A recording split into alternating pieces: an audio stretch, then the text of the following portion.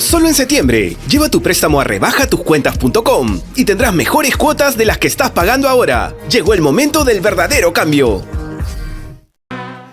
Bueno, ya estamos entonces, ¿sabe? Con el doctor Wilfredo Pedraza, exministro del Interior, pero hoy por hoy viene acá al programa como abogado del expresidente Ollanta y la ex primera dama Nadine Heredia por decisiones que ha tomado el sistema de justicia en nuestro país, excluir determinados testimonios y declaraciones de exdirectivos de la brasileña Odebrecht. ¿En qué sentido? ¿Qué tiene que ver esto también con lo que está ocurriendo en el Brasil? Doctor Pedraza, ¿cómo está? Muy buenas noches. Omar, buenas noches.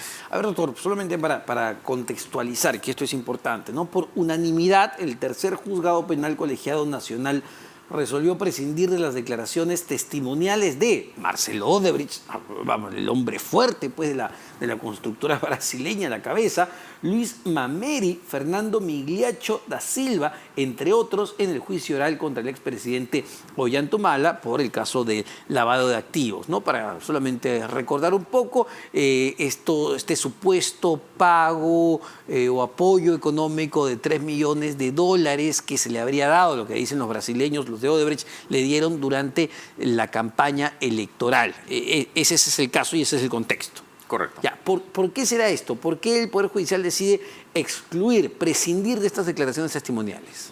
Por un tema procesal y obvio, porque era la cuarta vez que se programaba la declaración de estos testigos brasileños. Ajá.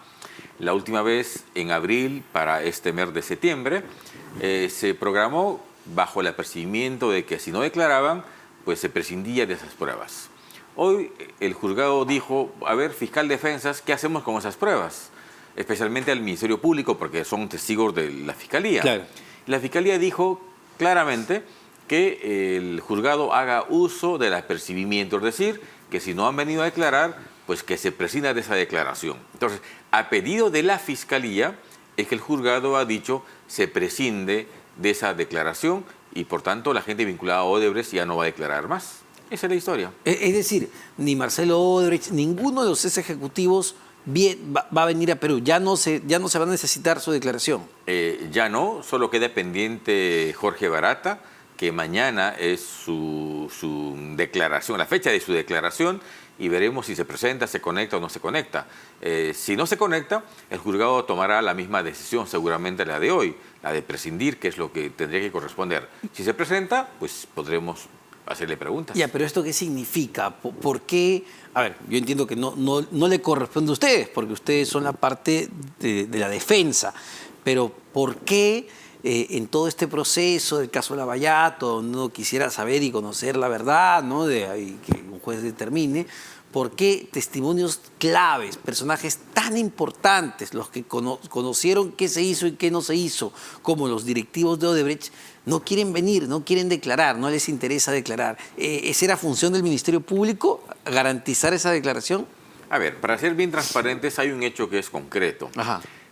Brasil, obviamente, es el territorio de Odebrecht, que es donde se supone realizaron en principio todas aquellas acciones que es su materia de investigación. Así es. El año 2021, los jueces de Brasil detectaron que en el proceso Lavajato en el Brasil, el juez Moro y los fiscales conversaban, intercambiaban opiniones, reajustaban pruebas para condenar a Lula y otras personas.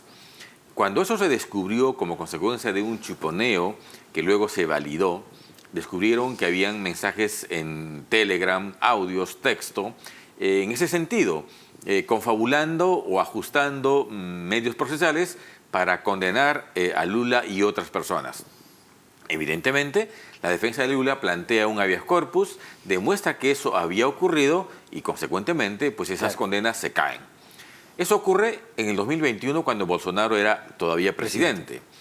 Y luego, pues se descubren otros temas, que el famoso servidor MyWayday y Droisis habían sido traídos de Suiza en bolsas de mercado, sin ningún control, ni ninguna cadena de custodia, y consecuentemente, cuando hay un perito oficial que en el año 2021 examina ese sistema, dice hay quebrantamiento de la cadena de custodia, que significa, si yo quiero acreditar como prueba un hecho, tengo que darle seguridad.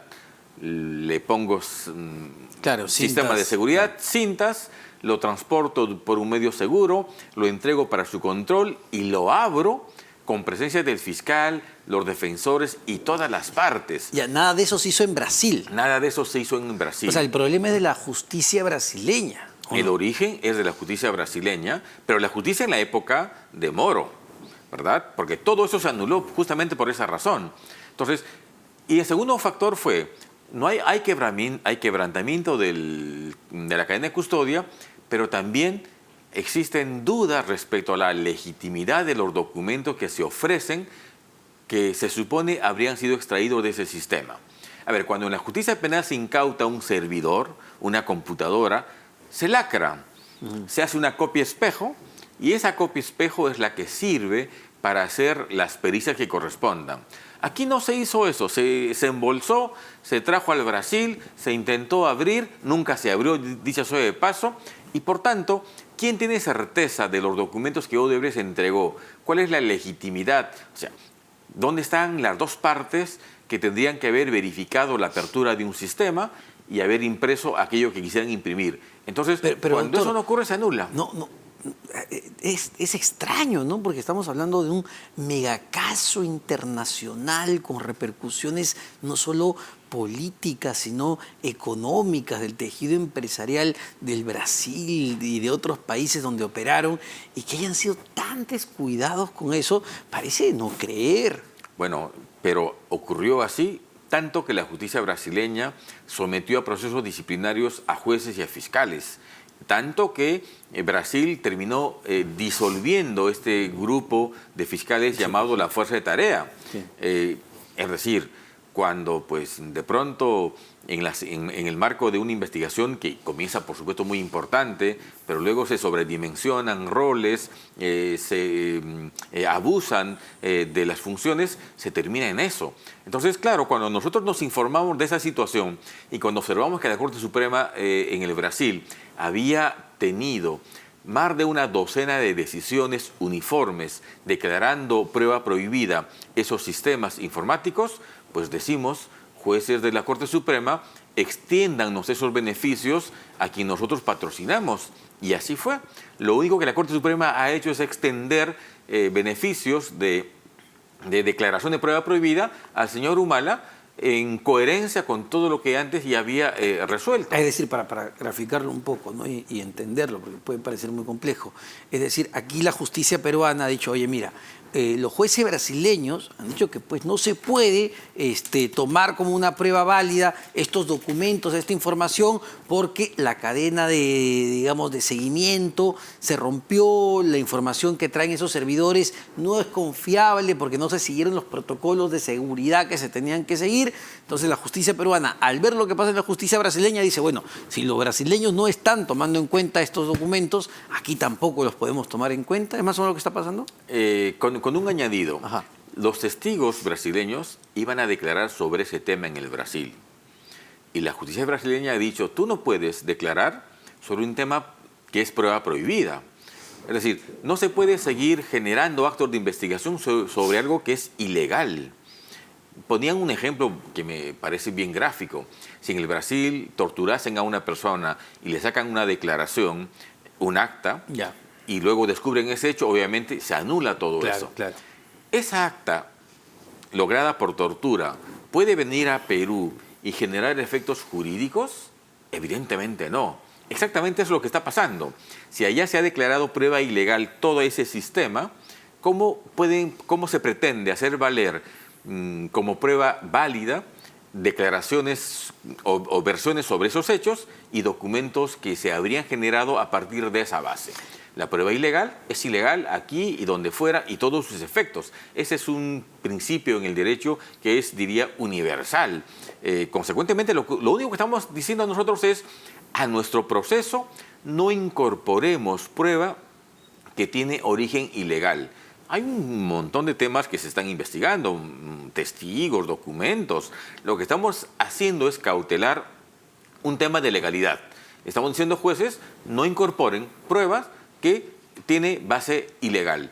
Y por tanto, eso supone la exclusión de algunos testimonios, como en este caso de los brasileños. Lo que Brasil ha dicho es, ustedes, ciudadanos brasileños, no pueden declarar sobre estos temas porque aquí se ha declarado prueba ilegal. Es tan simple como eso. Y eso no supone, como dice la Fiscalía, indefensión del Estado peruano, que no se notificó el Estado peruano. En lo absoluto. Ahí las partes fueron nosotros en el Brasil, con un abogado brasileño, y el Ministerio Público brasileño. ¿Qué ha hecho el Ministerio Público brasileño? Ha consentido la adhesión, no la apeló. ¿Por qué? Por una razón básica. Sabe que eso está así, que eso ya está definido de esa manera en el Brasil y sabe que eso ocurrió. Así que los pares de nuestros fiscales peruanos están de acuerdo con la decisión brasileña respecto a nuestro tema, porque no lo impugnaron. Entonces, hay un poco de coherencia. Lo que corresponde es decir, si hay prueba prohibida en el Brasil, aquí también sus efectos tendrían que seguir la misma suerte. Claro, pero además de la prueba prohibida, los directivos, si quisieran, Marcelo Odebrecht y los otros brasileños directivos de Odebrecht, si quisieran, sí podrían declarar sobre otras cosas o no. Podrían declarar sobre aquello que no tenga que ver con esos sistemas que son declaraciones de prueba ilegal.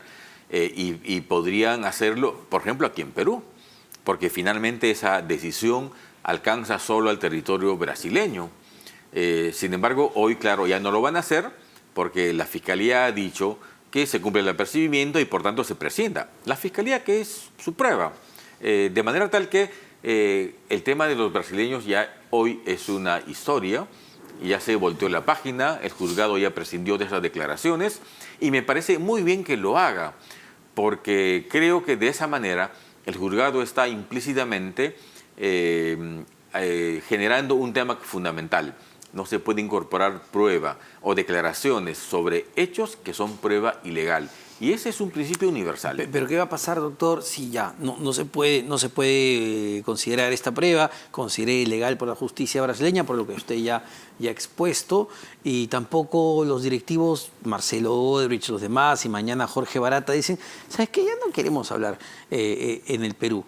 ¿Se cae el caso Humala Heredia? A ver, yo no me atrevo a decir que se caiga. Hay un grupo de actos de investigación o de producción de pruebas que está ocurriendo en este momento. Ajá. Un proceso es siempre dinámico. Evidentemente esto es un resultado que no agrada a la Fiscalía porque lo debilita, de alguna forma nos fortalece. Pero ni cantamos victoria ni nada por el estilo. Simplemente decimos que en un proceso las partes hacen lo que corresponde. A los fiscales les corresponde buscar las pruebas para acusar y a los defensores buscar aquello que permite descargar la imputación. Y es exactamente lo que hemos hecho. Por eso a mí me llama la atención que los fiscales griten diciendo que esto es obstrucción, que esto es mala fe. Por favor, en el mundo el defensor tiene que hacer defensa y eso supone hacer uso de todo mecanismo que la ley le permite. En el Brasil hemos articulado 3 acciones y las 3 las hemos ganado. Entonces, ¿cómo es que eso es ilegal? Eso yo no lo entiendo. Algunos fiscales están acostumbrados a litigar casi solos y yo creo que eso no corresponde. Se ha tratado de incluir el tema geopolítico, ¿no? La elección de Lula da Silva, que estuvo implicado en todo el caso Lavallato, la cercanía de Lula con el expresidente Ollantumala, si le conviene en una coyuntura como esta a los exdirectivos de Odebrecht declarar, ¿no? Cuando Lula está en el poder y finalmente a Odebrecht le interesa seguir permaneciendo como una empresa viable, no solo en el Brasil, sino en otras partes del mundo, me imagino. Pero el expresidente Humala no tiene ningún contacto con el señor Lula en este momento y porque además, reitero, en el año 2021, cuando Bolsonaro era aún presidente, se tomó la primera decisión en favor de Lula. Lo que ha pasado en el Brasil pasaría en cualquier país democrático que tiene una justicia independiente, porque cuando se verifica que la prueba es ilegal y eso es insubsanable. Eso es lo que ocurrió en el Brasil y por eso muchísimas condenas se cayeron. Aquí estamos intentando que no ingrese prueba de esa naturaleza porque queremos que el proceso sea limpio, tenemos la confianza de que lo actuado hasta ahora nos conduzca a un buen puerto y estamos trabajando para eso. Y esta situación, voy al caso de Keiko Fujimori porque hay similitudes entre el caso Humala Heredia y el caso Keiko Fujimori porque ambos les investiga por lavado de activos, por supuestamente haber recibido fondos de campaña de las constructoras brasileñas en dicha campaña electoral. Lo que está pasando en el caso Humala Heredia también va a beneficiar en el caso Keiko Fujimori. A ver, en principio es un tema que se circunscribe a nuestro caso. Yo creo que todos tienen sus matices. En nuestro caso no hay un tema de aporte nacional, no hay una imputación de cobro de dinero ilegal, no hay manipulación de recursos del Estado, no hay soborno, hay una imputación vinculada con aporte para campaña política. Igual que Keiko. Entonces, pero digamos que Keiko tiene temas de aportes nacionales, de capital aparte. nacional, Sí, ¿verdad? claro, pero me refiero al caso brasileña, ¿no? Tiene matices que pueden parecer, pero la decisión que hemos hecho valer alcanza exactamente al caso del señor Humala en este caso. Ahora, este otro tema, doctor Pedraza, que ha salido pues el defensor del pueblo, José Gutiérrez, a defender, intervenir en el caso de la señora Nadine Heredia. En un momento conversamos que es una necesidad de que se atienda en una clínica, un hospital en Colombia, y se le ha abierto creo que ya un expediente al defensor del pueblo. Todos recordamos pues a José Gutiérrez, ¿no? Se le decía que era el defensor en su momento, o el escudero de la señora Heredia, tenía su tremendo cuadro en su oficina. A ver, ¿era lo que correspondía? ¿Para eso no tiene pues ya su defensa legal la señora Heredia? A ver, yo no tenía conocimiento de esa gestión. Supongo que debe haber habido una petición a la Defensoría del Pueblo. Pero a ver, yo he sido de alguna forma hasta acompañar al Defensor del Pueblo, a Jorge Esteban, el inicio de la Defensoría. Ajá.